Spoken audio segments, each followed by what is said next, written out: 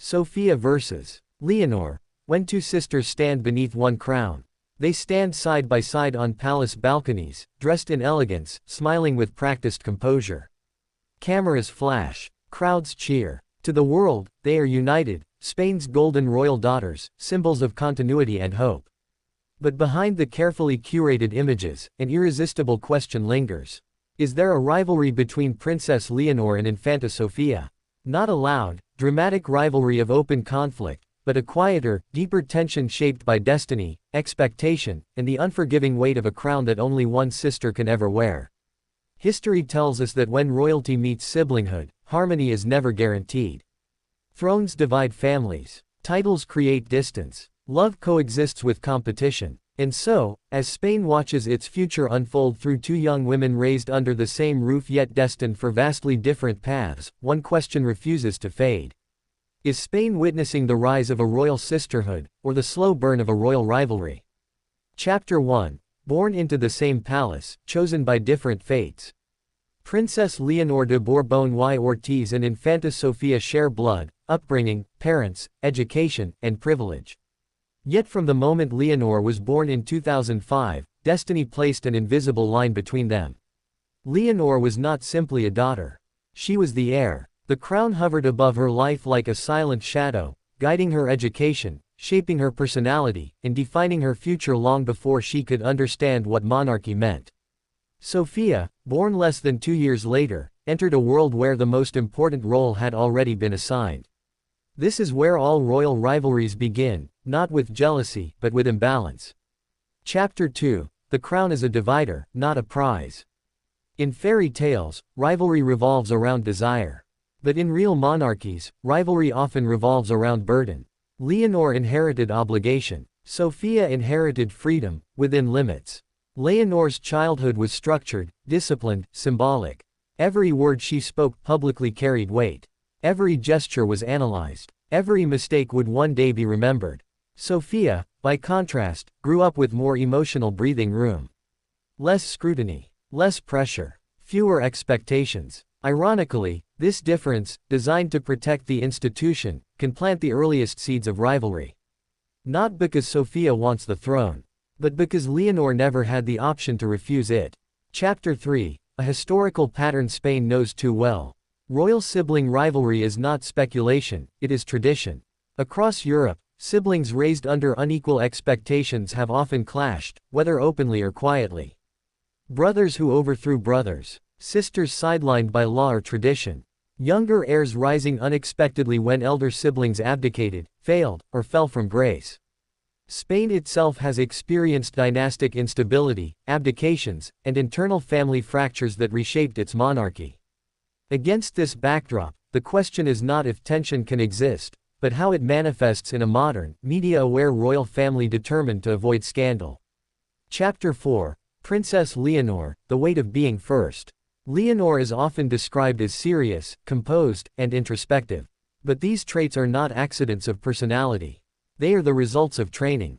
From an early age, Leonor has been taught to speak less and listen more, to represent institutions rather than emotions, to embody neutrality in a polarized society, to carry history on her shoulders without visibly bending. She has excelled at this role. Her speeches demonstrate maturity beyond her years. Her demeanor reflects caution, restraint, and control. Yet restraint has a cost. The future queen does not get to experiment with identity the way other young people do. She must become the role before she becomes herself. That alone can create an unspoken emotional distance, even between sisters who love each other deeply. Chapter 5. Infanta Sofía, the sister who can breathe. Sofía's public appearances tell a different story. She smiles more freely. Her expressions are warmer, more spontaneous. She appears relaxed in moments where Leonor looks deliberate. This contrast has not gone unnoticed. Royal watchers and media commentators increasingly describe Sofía as more approachable, more natural with peers, less burdened by protocol, quietly charismatic. These observations fuel speculation, not because Sofía seeks comparison, but because comparison is inevitable when two sisters stand under one crown. And in modern monarchies, charisma can be as powerful as legitimacy. Chapter 6. Is there really a rivalry, or are we inventing one? Here lies the most uncomfortable truth. Many royal rivalries are not born inside palaces, but inside public imagination. Media narratives thrive on contrast. The serious heir, versus the relatable sister, is a storyline as old as royalty itself. Every smile, every glance, every difference in posture becomes evidence, real or imagined, of tension. Yet there is little concrete proof of personal rivalry between Leonor and Sofía. What exists instead is structural rivalry, a system that assigns unequal value to siblings from birth. And systems create pressure whether individuals resist it or not. Chapter 7. The Psychology of the Spare. Psychologists who study royalty often point to the unique emotional challenges of the spare. The spare is loved, but secondary, visible, but replaceable, important, but never central. This paradox can lead to rebellion, or to quiet strength. Sofía's upbringing suggests her parents are keenly aware of this danger. They appear determined to give her a sense of purpose beyond comparison. Yet even the healthiest royal upbringing cannot erase one fundamental truth. If something were to happen to Leonor, Sofía would instantly inherit everything she was never trained to want. That knowledge alone shapes identity. Chapter 8. When public favor enters the equation. Modern monarchies survive on symbolism, not power. And symbols must resonate. If public opinion were ever to shift dramatically, due to scandal, political crisis, or social change, the monarchy could face pressure to adapt. In such a scenario, personality suddenly matters. A more emotionally open, relatable figure like Sofía could gain unexpected public support, not because she'd plotted for it, but because societies project their hopes onto accessible figures. This does not make her a rival by intention. It makes her a rival by circumstance. Chapter 9. Could the rivalry be one of values, not power? Perhaps the rivalry is not about the crown at all. Perhaps it is about what kind of monarchy Spain wants. Leonor represents continuity, discipline, and constitutional stability. Sofía represents modernity, emotional connection, and adaptability. These values are not enemies, but they pull in different directions. As Spain navigates generational change, economic pressure, and republican sentiment, the monarchy's future may depend on balancing both. In that sense, the sisters are less rivals than opposite poles of the same institution. Chapter 10. The Danger of a Forced Narrative. The greatest risk is not rivalry, it is projection. If the public insists on framing Sofía and Leonor as competitors, it could create expectations neither sister ever intended to fulfill.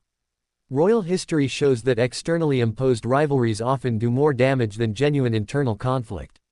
Spain's royal household appears keenly aware of this risk, carefully staging appearances that emphasize unity, mutual support, and equality of affection, even within unequal roles. Chapter 11. What if the rivalry emerges in the future? Time changes everything. As the sisters age, choose careers, relationships, and personal identities, their paths may diverge more visibly. If Leonor struggles under pressure, public sympathy may grow. If Sofía thrives outside rigid protocol, admiration may follow. In such a future, rivalry would not be declared, but felt. And monarchy, more than any institution, is shaped by emotion. Final verdict: rivalry or reflection? So, is this a royal sibling rivalry? Not yet, and perhaps never. But it is undeniably a royal tension, between duty and freedom, tradition and change, inheritance and individuality.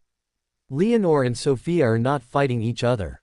They are navigating a system that has always forced siblings into unequal destinies. And in doing so, they are revealing something deeper than rivalry. They are showing us the fragile humanity behind crowns. Closing reflection: two sisters, one story.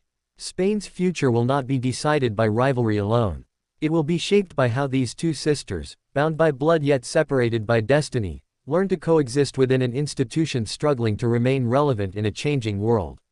Whether Leonor reigns and Sofía supports, or fate rewrites the script entirely, one truth remains. The most powerful monarchy is not one without rivalry, but one that survives it. And Spain is watching closely.